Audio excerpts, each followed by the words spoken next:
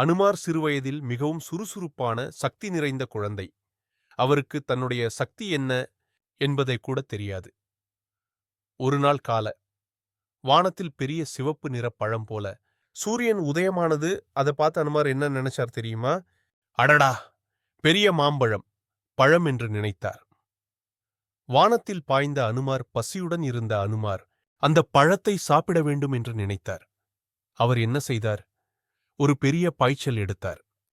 மேகங்களை கடந்து பறவைகளை தாண்டி நேராக சூரியனை நோக்கி பறந்தார். தேவர்கள் எல்லாம் அதிர்ச்சி. அனுமார் சூரியனை விழுங்கப் போகிறார் என்று பார்த்து தேவர்களின் அரசன் இந்திரன் பயந்தார். அவர் தனது ஆயுதமான வஜ்ராயுதம் கொண்டு அனுமாரை அடித்தார். அந்த அடியில் அனுமார் கீழே விழுந்தார். அவருடைய தாடை காயமடைந்தது.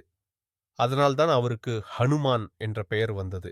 வாயுதேவர், காற்றுத் தெய்வம், மகன் காயமடைந்ததை பார்த்து வாயுதேவர் மிகவும் கோபமடைந்தார். விட முடியாமல் தவித்தார்கள் தேவர்களின் வரங்கள்.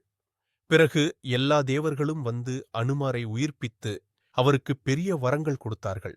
எந்த ஆயுதமும் காயப்படுத்த முடியாது அளவற்ற பலம், வேகம், புத்திசாலித்தனம், அமரத்துவம் போன்ற சக்திகள். அதனால்தான் அனுமார் பிறகு இராமாயணத்தில் பெரிய வீரராக மாறினார்.